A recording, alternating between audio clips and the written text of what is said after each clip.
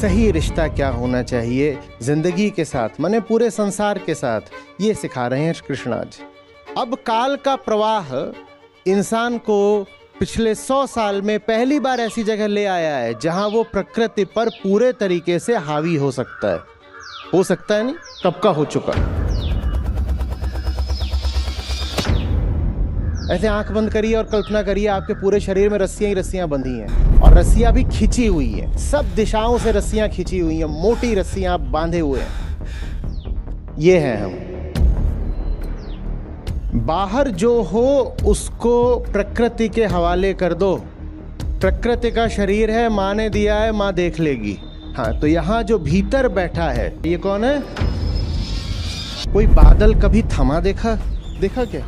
गंगा को कभी जमा देखा? जो बहता है वो बहेगा, तुम प्रयास कर भी लो तो भी वो रुकना तो है नहीं। गीता कह रही है आज, उसको मत बहाने लग जाना।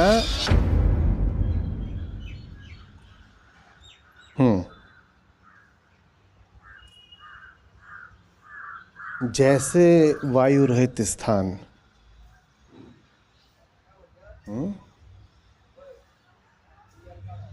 जैसे, ये तो बहुत बड़ा जैसे हो गया ना।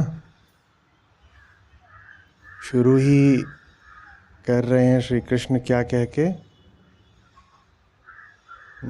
जैसे वो दीप वहां होता है, यथा दीपो। पर ऐसा जिंदगी में तो देखने को मिलता नहीं। ये हवा ना चल रही हो, हवा तो छोड़िए, टर्बुलेंस किस किस को मिली फ्लाइट में? कईयों को तो इतनी मिली है कि अभी तक आ ही नहीं पाए। वो चलते समय ही सुबह फ़ोन कर रहे थे इनको कि भाई हम फ्लाइट लेट होती जा रही, हम तो 12 बजे तक पहुंचेंगे, अभी आएंगे सब।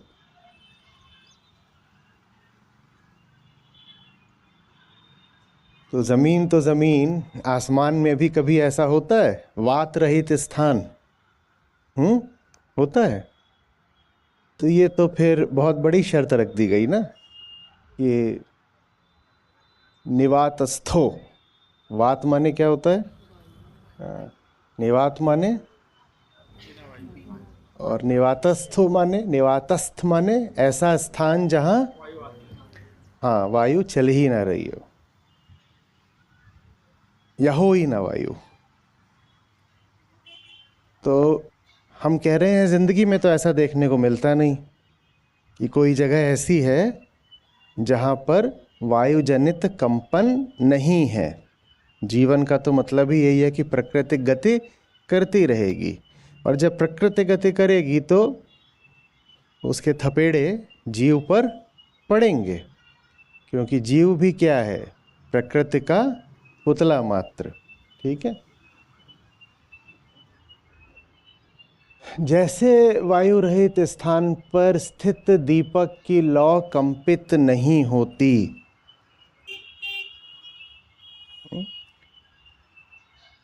वैसे ही वो योगी जिसका चित्त संयमित है कंपित नहीं होता, क्योंकि वो आत्मा में युक्त है। संयमित चित्त वाला योगी जीवन में वैसे ही कंपित नहीं होता जैसे दिया रखा हो और हवा न चल रही हो तो लौ स्थिर प्रतीत होती है।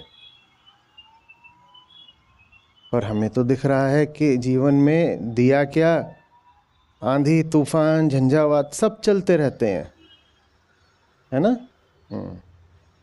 तो फिर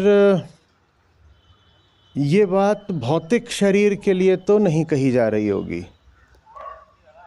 क्योंकि जितने भी भूत हैं, भूत मतलब भौतिक तत्व, वो तो सब लगातार गति करते ही रहते हैं ना। बाहर कुछ नहीं भी हो रहा हो तो भी हो सकता है कि शरीर में कुछ हो जाए। कोई आवश्यक नहीं है कि बाहर से आकर के कोई आपको ठोकर मारे तो ही शरीर बीमार हो। आवश्यक है क्या? आप अपने आप को बहुत सहेज कर रुई के फाहे में लपेट कर रखते हो तो भी शरीर बीमार हो सकता है ना। तो ज़रूरी नहीं होता कि बाहरी जो शरीर है उसको सुरक्षित रखा जा सके, कपने से बचाया जा सके। ज़रूरी छोड़िए, संभव ही नहीं है। तो फिर हम वेदांत की विशेष शर्त के अनुसार स्वयं से सवाल करेंगे कि ये संबोधित किसको है बात। तन को संबोधित तो नहीं हो सकती, क्योंकि तन तो लगातार वायु से क्या आशय है, यही सब जो भौतिक तत्व है। वैसे भी जो पंचभूत होता है उसमें वायु सम्मिलित है। तो वायु को प्रतिनिधि मानिए पूरे संसार की भौतिकता का, और वो आकर के शरीर को तो कभी भी कपा सकती है। बहुत कुछ हो सकता है, जो कुछ भी भौतिक है उसको भौतिक जगत निश्चित रूप से हिला डुला सकता है, कपा सकता है। हिलाना कपाना छोड़िए, धूल धूसरित कर सकता है, बिल्कुल मिट्टी में मिला सकता है ना।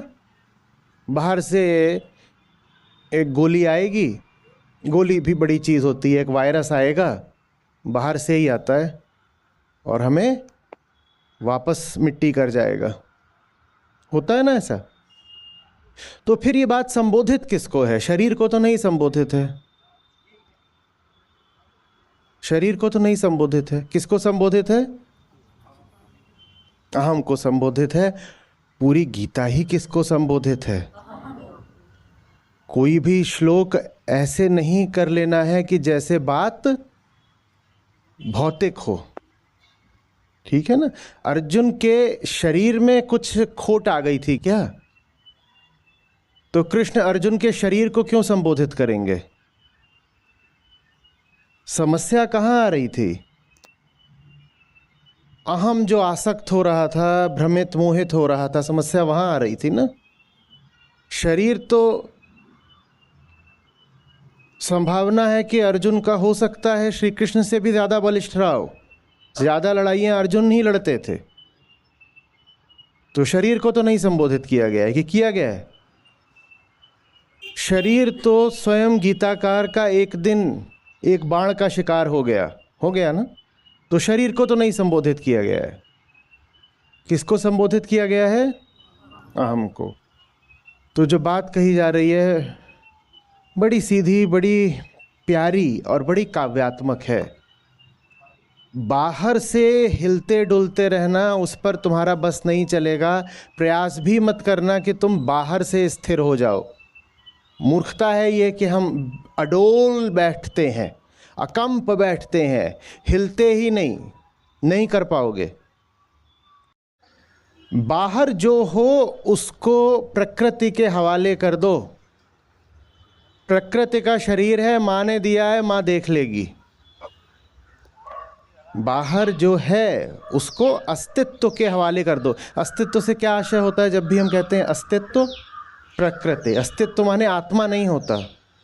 अस्तित्व माने कोई रहस्यमयी खुफिया चीज़ नहीं होता कि आप कहें अस्तित्व की मंशा है। और इस तरह से हमें बड़ा अच्छा लगता है, जो हमें नहीं पता माने अज्ञात है, उसको अज्ञेय जैसा बना देना। अहंकार अज्ञात को अज्ञेय क्यों बनाना चाहता है? अज्ञात का अर्थ होता है मुझको नहीं पता, मेरी सीमा है, या हो सकता है मेरा आलस हो, मेरी मूर्खता हो, तो इस कारण मैं नहीं जानता। अहंकार नहीं कहेगा कि मुझे ज्ञात नहीं है, मेरे लिए अज्ञात है। वो क्या कहेगा?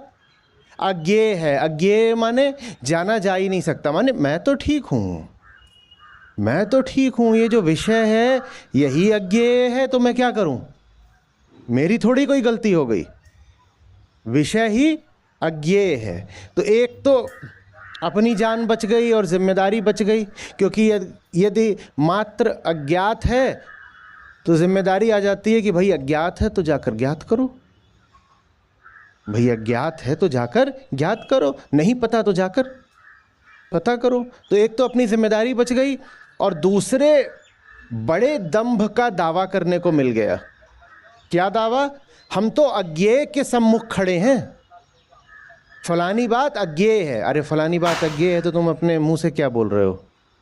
अज्ञेय तो वो है जिसको उच्चारित भी ना कर पाओ, जो वचन में ही ना आ पाए, जो अवचनीय है, वो होता है अज्ञेय। तो तुम मुंह से कैसे बोल रहे हो? समझ में आ रही है बात ये? तो ये जो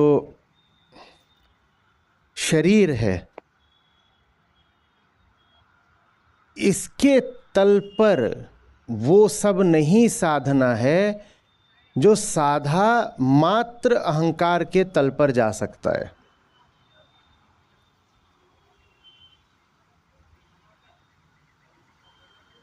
अकंप, अचल, अडोल शरीर कभी नहीं हो पाएगा, क्योंकि शरीर वो दिया है जो सदा हवाओं के हवाले है।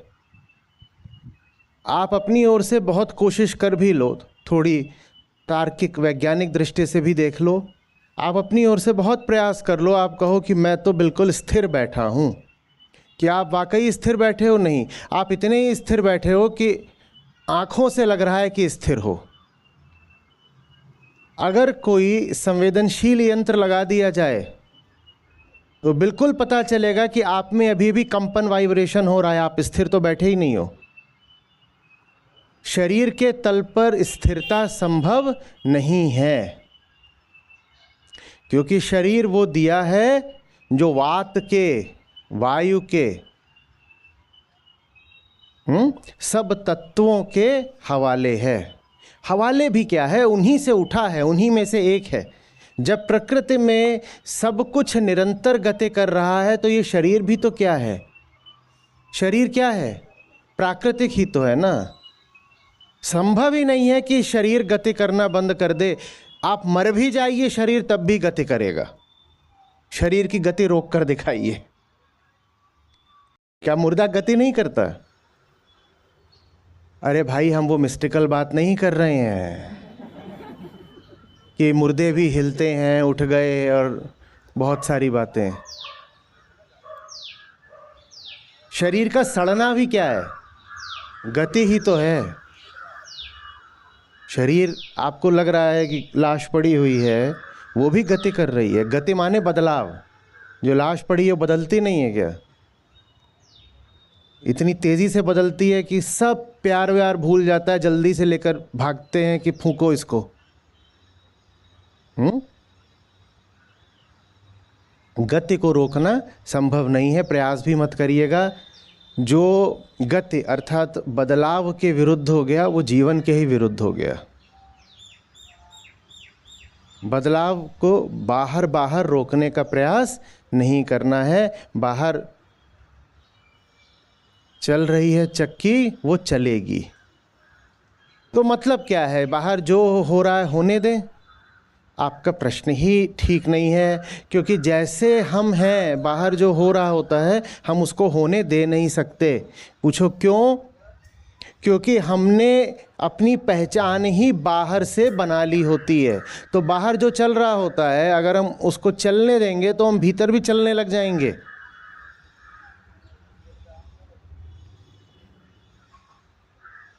ये हॉल है, ठीक है, आप यहाँ बैठे हो। अगर आपके कमर में एक रस्सी बंधी हो और वो रस्सी जाती हो दूसरे छोर पर बाहर तक, और बाहर लोग उस रस्सी को पकड़ पकड़ के चलें, तो आपका क्या होगा? आप भी हिलने डुलने लग जाओगे ना। हाँ, तो यहाँ जो भीतर बैठा है,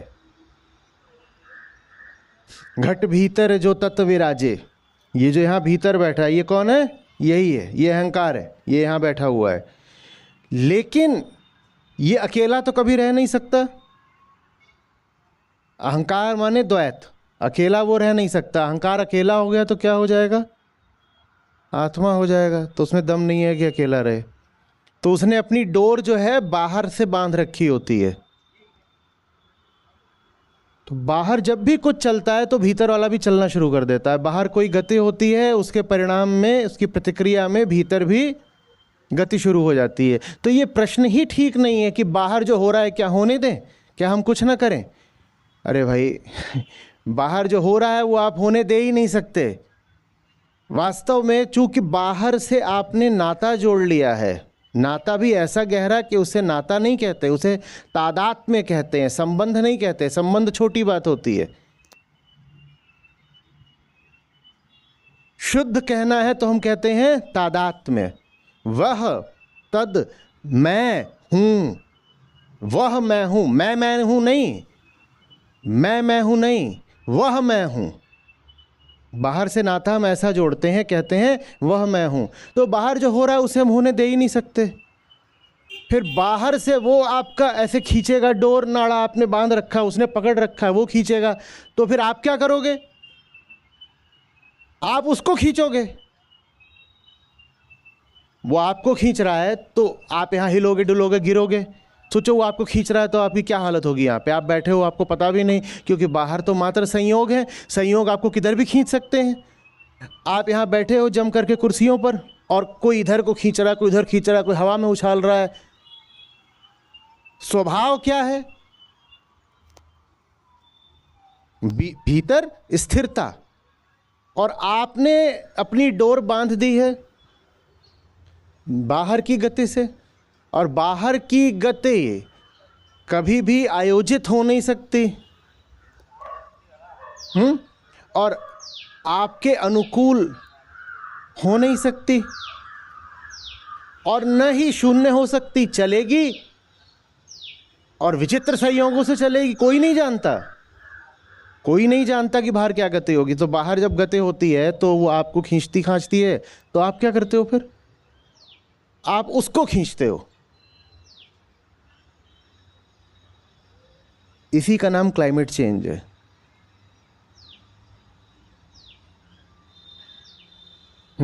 बाहर जो हो रहा है उसको अपने अनुसार बदलने का, नियंत्रित करने का, तोड़ने फोड़ने का प्रयास करना। और ये प्रयास करना मजबूरी बन जाती है, क्योंकि हम क्या करें, हमने अपने आप को बांध दिया है बाहर से, और जो बाहर हो रहा होता है वो हमें बड़ा दुख देता है। देगा ना? बाहर मेरी कामनाएं स्थित हैं, बाहर मेरे डर स्थित हैं, बाहर मेरी आशाएं, मेरे रिश्ते स्थित हैं, सब स्थित बाहर है और मेरे हिसाब से चलते नहीं। आप में से किस किस के संबंधी आपके हिसाब से चलते हैं? अब हो गया ना, दुख हो गया ना? हो गया कि नहीं हो गया?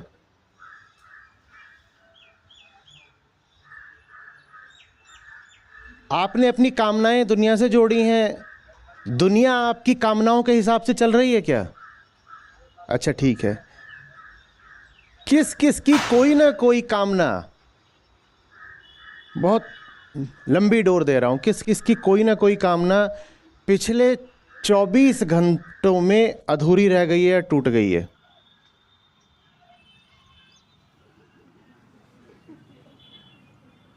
बाकी महापुरुष हैं। समझ रहे हैं?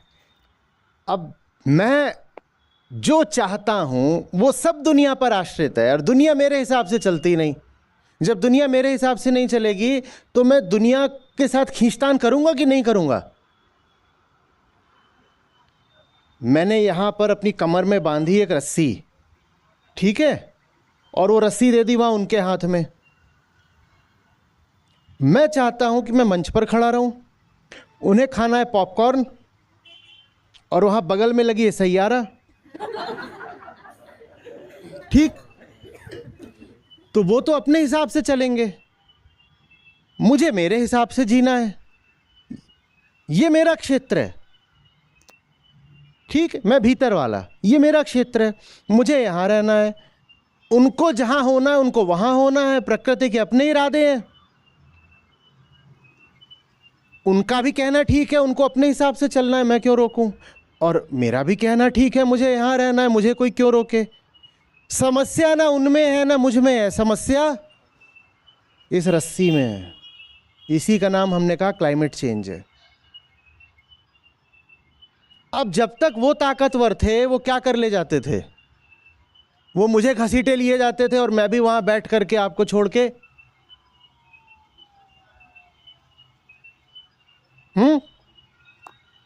सैयारा या सरदार सन्स, वो जो भी पिक्चरें आई हैं सब मैं देख रहा हूं बैठकर। लेकिन समय बीता, मेरे हाथ में आर्थिक, तकनीकी, सामरिक हर तरह की ताकत आ गई। मैं ज्यादा ताकतवर हो गया। रस्सी लेकिन बंधी हुई है, और कितनी भी मैंने ताकत अर्जित कर ली हो, ये ताकत कभी नहीं अर्जित कर पाया कि रस्सी बंधी है। तो अब मैं क्या करता हूं, वो अपना काम करना चाह रहे होते हैं और मैं उनको घसीटता रहता हूं अपने मंसूबों के अनुसार। इसको क्लाइमेट चेंज कहते हैं। जो मुझे अपने लिए ठीक लगता है नहीं, प्रतीत होता है, बस है नहीं। जो कुछ मुझे अपने लिए ठीक प्रतीत होता है उसको मैं प्रकृति पर थोपना चाहता हूं, लादना चाहता हूं, आरोपित करना चाहता हूं, प्रकृति को विवश करना चाहता हूं कि वो मेरी कामनाओं का पालन करे। ये क्लाइमेट चेंज है। क्लाइमेट चेंज पूरे तरीके से आध्यात्मिक समस्या है। आध्यात्मिक समस्या माने ये रस्सी जनित, अज्ञान जनित, तादात्म्य जनित, और कुछ नहीं है क्लाइमेट चेंज। अभी तक क्लाइमेट चेंज फिर क्यों नहीं हुआ? क्या पहले रस्सी नहीं थी? फिर क्या नहीं था? ताकत नहीं थी। पहले मेरी इतनी ताकत नहीं थी कि ये मुझे घसीटें, तो मैं इनको घसीटना शुरू कर दूं। अब काल का प्रवाह इंसान को पिछले 100 साल में पहली बार ऐसी जगह ले आया है जहां वो प्रकृति पर पूरे तरीके से हावी हो सकता है। हो सकता है नहीं, कब का हो चुका। वरना हमारे इतिहास में हमारे पास कभी ताकत नहीं थी कि हम प्रकृति को पूरे तरीके से नियंत्रित, निर्देशित कर सकें। अब पहली बार हुआ है। क्योंकि अब पहली बार हमारे हाथ में ताकत आई है कि प्रकृति को नियंत्रित कर सकें, इसीलिए पहली बार ये क्लाइमेट चेंज की चीज़ देखने को मिल रही है। और हमारी ताकत दिन प्रतिदिन बढ़ती जा रही है, और रस्सी मोटी होती जा रही है। रस्सी टूटने का तो नाम ही नहीं ले रही, और ताकत मेरी बढ़ती जा रही है। इसको तो मैं ऐसे ऐसे नचाऊंगा हवा में। ये कौन है? यही क्लाइमेट चेंज है। जिनको समझ में आना हो उनको श्री कृष्ण के इस श्लोक में जलवायु परिवर्तन का हल दिख जाएगा। जलवायु परिवर्तन। और यहां भी बात किसकी हो रही है? इसलिए नहीं कि वायु की बात हो रही है, दर्शन के तल पर, स्थिति को समझने के तल पर बात आ रही है समझ में। वो प्रकृति है, वो शरीर भी है। शरीर भी पूरे तरीके से प्राकृतिक है, मिट्टी है। शरीर में कोई खास रहस्य नहीं है, जादू नहीं है, दैवीयता नहीं है, कुछ नहीं है। प्रकृति का एक संयोग है मानव शरीर, और कुछ नहीं है। और चूंकि सिर्फ संयोग है, इसीलिए इतना समय लगा मनुष्य की प्रजाति को अपने इस स्थान पर पहुंचने में। अगर निर्माण हुआ होता मनुष्य के शरीर का, तो निर्माण तो यूं हो जाता है। जो भी प्रक्रिया होती है निर्माण की, वो पूरी हो जाती है। पर हम बहुत अच्छे से जानते हैं कि पृथ्वी कितनी पुरानी है, कितने बिलियन साल पुरानी है। और हम ये भी जानते हैं कि मनुष्य कितना पुराना है। 10,000 साल पहले तो बसना शुरू हुआ था, खेती शुरू हुई थी। ऐसे समझिए कि अगर पृथ्वी 1 साल पुरानी है, पृथ्वी 1 साल पुरानी है, मान लीजिए पृथ्वी बनी थी 1 जनवरी 2024 को। अगर पृथ्वी बनी थी 1 जनवरी 2024 को, तो मनुष्य बना है 31 दिसंबर 2024 की रात 12 बजने से 4 सेकंड पहले।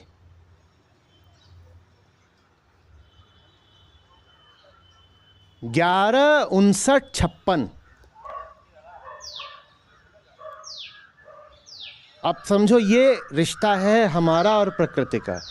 प्रकृति अगर 1 साल पुरानी है तो हम 4 सेकंड पुराने हैं। इतना समय लग ही गया मनुष्य के शरीर को बनने में, क्योंकि हम सिर्फ संयोग हैं और संयोगों में समय लगता है। मैं आपके हाथ में एक डाइस दे दूं, डाइस कौन सी, वो जो बच्चे उछाल छाल खेलते हैं, उसमें कितने फेसेस होते हैं? 6। और मैं आपसे कहूं तब तक उछालो जब तक 60 बार 6 ना आ जाए, एक के बाद एक।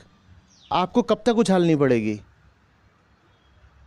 मैं कहूं तब तक उछालो जब तक एक के बाद एक 60 बार 6 ना आ जाए, तब तक उछालो। कब तक उछालनी पड़ेगी? और अगर मैं कहूं कि बस 60 बार ऐसे ले लेके रख दो 6, तो कितनी देर करना पड़ेगा? तो तुरंत हो जाएगा। लो, 1 बार 2 बार 3 बार 4 बार हाथ से रख दो। पर संयोग है, उछालने में जो आ जाता है वो एक रैंडम अकरेंस है, संयोग है।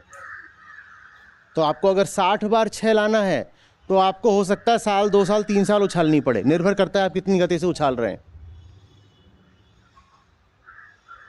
समझ में आ रही बात? तो इसलिए मनुष्य को बनने में इतना समय लगा है, वरना जिस दिन पृथ्वी आई थी मनुष्य भी उसी दिन आ गया होता ना साथ में। समझ में आ रही बात? मनुष्य संयोग मात्र है मिट्टी का, मिट्टी ही है, उसे और कुछ समझने का प्रयास मत करो। शरीर में जो कुछ हो रहा है वो बिल्कुल वैसे ही है जैसे नदी नाले बह रहे हैं, जैसे पक्षी हैं, जैसे फसलें हैं, जैसे बैक्टीरिया हैं, जैसे बादल हैं।